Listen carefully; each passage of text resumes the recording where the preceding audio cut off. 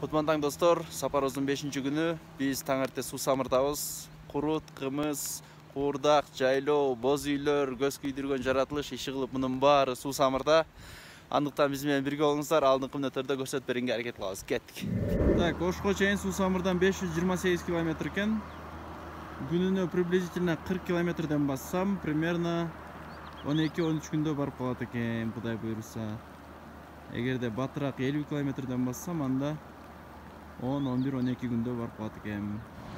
Саламатсызбы же? Кандайсыз? Иштериңиз жакшыбы, ден соолук? Куруттар канчан? Куруттар килограмм 300дөн. 300дөн? Кара 350. Эң жакшылары 350, А бал канчадан? Балдар молат 1,5 литр 400дөн. Кичиректер 200дөн. Жакшы. Курутtu кайдан аласыздар? Кайсы жактан? Токтолдон. Токтогулдан? Балдычы? Суу самырдан алабыз, өзүбүздүн жайыбыздан. Балды кайяктан аласыздар? Балды бул Токтолдуку. Жакшы. Атыңыз ким? Атым Асел. Аселже, бул жака кайсы убактарда келесиздер? Кайсы айларда келесиздер? Биз өзүбүз киши менен турабыз. Киши менен ушул убакта болосуздарбы? Анан жайкысында мал менен келишет. Балдар окууда, кайра мал менен кетишет. Жакшы. Соода жакшы эле иши кылып? Иә. Соода жакшы эле? Соода буюрса жакшы. Азаматсыздар. Анда мага 50 сом бага алып деп ушул жерде турабыз. Азаматсыздар, көз тийбесин. Анда мага 50 сомго курут салып бериңиз, эң жакшы куруттарыңыздан. Салып берейин. Жаңы эле бул жакта бир байкебиз кой союп аткан экен, анан бир аз кое туруп, куурдак жеп кетпейсиңби дейт. Анан жөн эле коюңуздар, мен жолдон калбай бара берейин дедим. Аны видеого тартайын десем, YouTube блокировать этип салмак. Ошондуктан тартпай эле койдум. Сапарымды дальше уладым. Суу самырда таңерте апаларыбыз эртең менен туруп, уйларын саап, бул жака алып келип, сепаратордон өткөрүп, каймак кылып, май кылып, анан чөйгө курут жасап сатышат экен. Мен дагы аракет кылып көрөйүн. Бисмилла, кеттик. Примерно 1 чака сүттөн 1 литрдей каймак чыгат экен. Уйларыңыз каймактуу эле да, Майрамчы? Жакшы. Каймактын литри канча? Каймактын 300 сом. Мага да бересиз да, буюрса. Каймак менен чай берем. Бунун аты сепаратор, кыргызчасы кандай? Билбейм. Сүт тарткычпы? Сүт тарткыч. Жакшы. Азыр ушу каймак менен, ысык нан менен чай ичебиз, Ошо келиңиздер, таза каймактар ушу суу самырда бар. Эң таттуу. Жана калорийности күчтүү, Келип, суу самырдан каймак алып кетсеңиздер болот. Достор, таза тукумда кыргыз тайганы. Бул тайгандарды ууга да ешсе болот. Элдин айтымы боюнча бул тайгандар карышкырды дагы алып коюшат экен. Ушундай эр жүрөк келишет экен тайгандар. Торпок завтрагын өзгөчө баштайын деген экен. Чүпүрөк жеп атат. Тамагың таттуу болсун.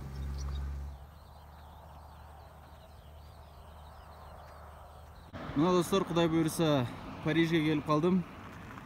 Завтрак кыла элекмин. Бирок бир аз бассам Лепота деген кафе бар. Ошол жерден тамактанам. Аябай жагат мага. Акыры Лепотага да келип жеттим. Азыр кирип тамактанабыз. Урматтуу достор, суу самырдын 174-чакырымына келе атып, Казай деген жигитке жолугуп калдым. Казай, өзүң жөнүндө бир-эки сөз маалымат берип кетсең. Мен Мырзабеков Казай Русланович. Азыркы Жайыл району Суу самыр айылында жарык күнү келгем. Ошо 2006 болгон. Бул жакта кайсы жылдан бери жашайсыңар? Канча жыл болду жашаган? 14 жыл болду. 14 жыл. Ошо мен 1 жашымда көчүп келишип 3 ай эмжесте Кадырбек Конушбаев атындагы Суу самыр орто мектебинде. Ар жакта окуп атат, Жакшы. Ошондо 6-классың, Жок. 9-классың. Азамат. Бул жерде кайсы айдан баштап жашап баштайсыңар? Марттарда, апрелдерде келесиңер? Жок. Майлардын аягында келебиз, июндарда 3 ай турабыз, августтун аягына чейин. 3 айдан кийин айылга барабыз. Кышында каякта жашайсың? Кышында айылда. Сусам районунда, э? Сусам районунда. Жакшы. А бул жерде основной жумуш эмне менен алектенесиз? Жумуш бакта бесап, уйсап, жылкы уй бар. Кымыз, курут, Курдак, куштар сатабыз. Элдин кызматында экенсиңер да. Жакшы азамат. Казай, сен жет атаңды билесиңби? Жет атам. Айтып берип койчу. Руслан Мырзабек, Тыныбек, Солтобай, Байыт, Сарбай, Сейит, Элчебек, Кырбаш. Ай, молодец. Чыны кыргыз жигити экен, кымыз жыттанган кыргыз жигити. Өзүң да кара торул, мендей болуп. Негизи кара торлор сулуу болушат да, Казай. Красавчик болушат. Урууңду билесиңби? Уруум билем. Кайсы уруу? Кырбаш. Кырбаш. Чоң уруу? Саяк. Красавчик. Казай өзү апасы жетишпей калганда жылкыларды саап, уйларды саап, жардам берет экен. Азыр бизге ошо жылкыларды сааганын көрсөтөт, Жүрүңүздөр анда Казайдын жылкы саагандарын көрөлү. Мында. Мама, эми болбоду. Мама, эми болду, жана эле салы ийгем да ата. Ай, молодец. Школда сай турбайсың. Казай, бир жылкыдан примерно канча сүт чыгат? 200, сүттү беден 250 грамм. 250-300 грамм, э? Канча бие саайсың жалпы? 13. 13? Ай, молодец. Канча убакыт кетет примерно ошо 13түн баарын саап бүткөнгө? Жарым сааттай убакыт кетет. Жарым саат? Молодец. Ай, молодец, красавчик. Бул айгыр канча жашта? 2 жаш. 2 жаш, э? Аябай чоң го бул. Породасы кандай? Орловский. Орловский? Орловский да. Орловский каяктыкы болуп калат? Россияныкы? Россиядан келген. Жакшы. Базар баасы канча мунун? 350 миң сомбу? Бирок силер сатпайсыңар, өзүңөр эле минесиңер, э? Тукум алабыз да. Тукум аласыңарбы? Жакшы. Мен да минсем болобу? Кел. Хорошо.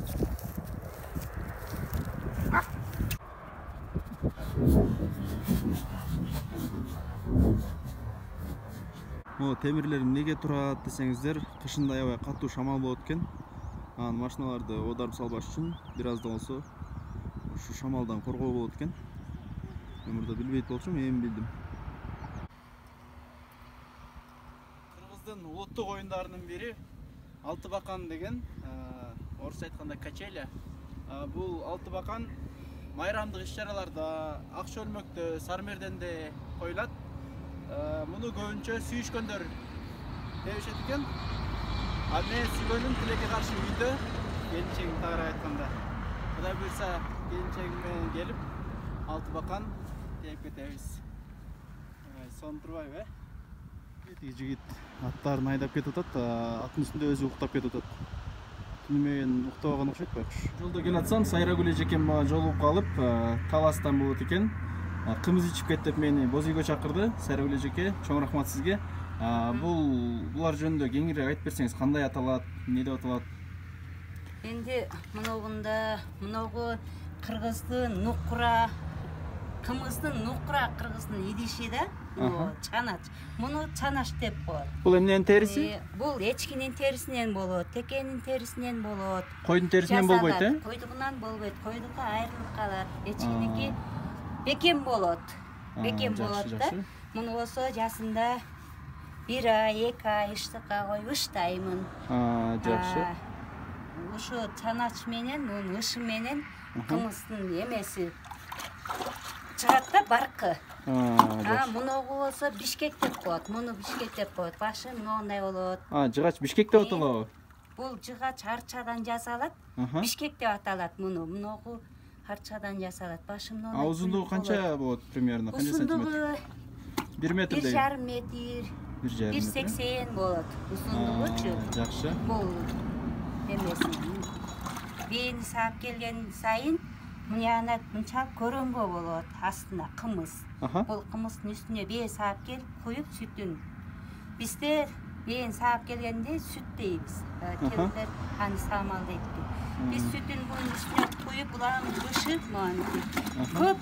Köp bununca kançalık bunu ışsa kımız hoşun çok şirin, Анан адамга жакшы ден соолугуна, организмине жагымдуу болот да. Аябай жакшы ичилет. Примерно канча сааттай бышыш керек? Сүттү. Муну энди илгери санап миңден бышчы сан мененчи. Анан кийин 2000ден бышчы балдарды быштырып. Ай, туруп, кымызды быш дени, балдар деле жадап кетчи. Өзүм деле бышам, балдарга карабай деле.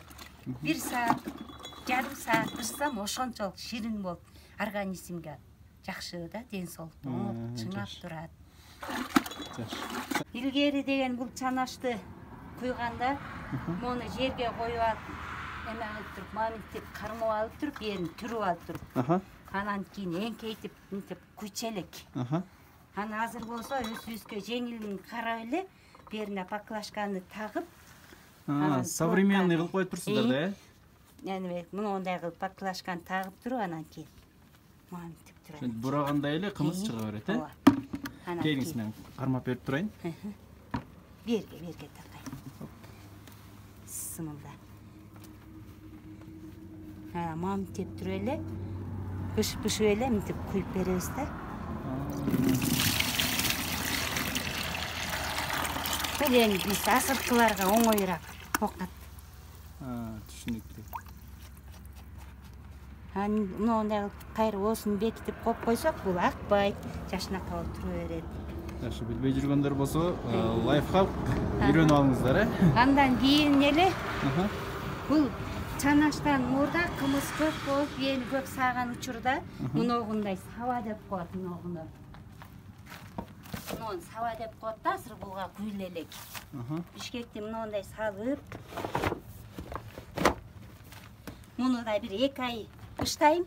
Бул саба эмненин терисинен жасалат? Бул саба жылкынын терисинен жасалат, чоң жылкынын терисинен жасалат.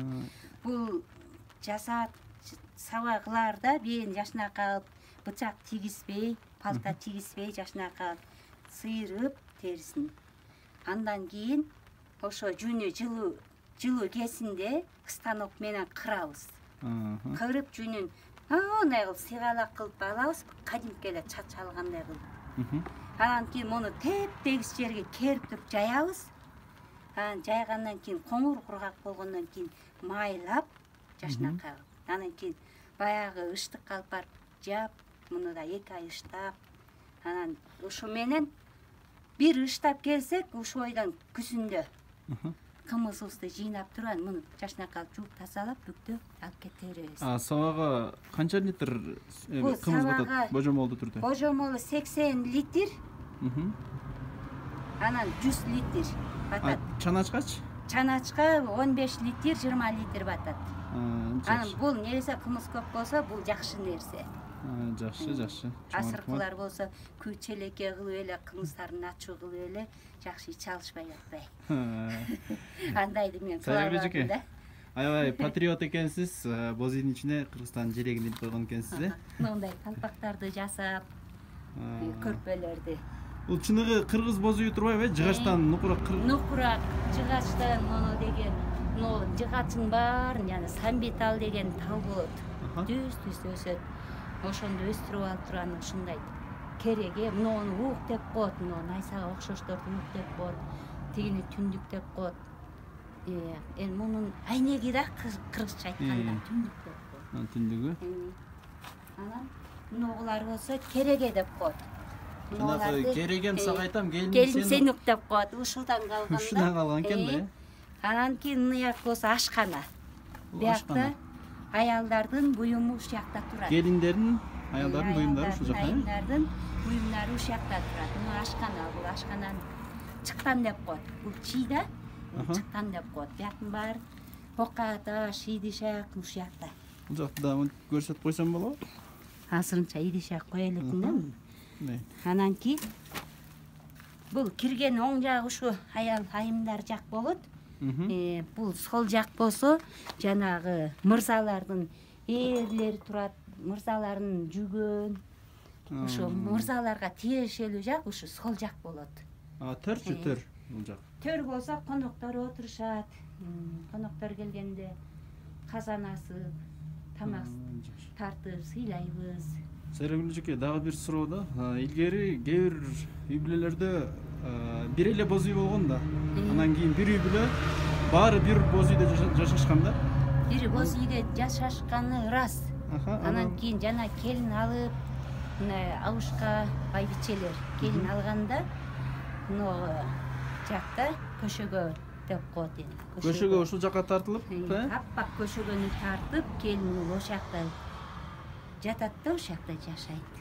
Келини менен баласы ушул көшөгөнүн артында жашайт, э? Байбичелер төрдө. Байбичелер төрдө. Ошентип оокат кыла беришкен да. Бала чака бул сол жакта, э? Бала чака ар кандай. Чоңдору сол жакка жатып беришкен. Кичинекей неберелерин, аксакалдар, байбичелер өздөрүнүн койнуна алып жатышкан. Жакшы. Ушундай. Сайрагүл эжеке, сизге терең ыраазычылык билдиребиз. Чоң рахмат, аябай тарыхка бизди саякат кылып келдирдиңиз. Чоң рахмат, ыраазычылык билдиребиз. Сиздерге дагы рахмат. Көп жашагыла, Кыргызстан бар болсун, өсүп өнө берсин. Ар дайым ден соолук каалайм силерге дагы. Чоң рахмат, Сайрагүл эжеке. Ишиңизге ийгилик, чоң рахмат. Ден соолукта болгула, бар болгула. Бар болгула, элде болсо, бизде де болсун. Элде болсун негизи. Элибиз ток болсун, э? Элибиз ток болсун. Чоң рахмат.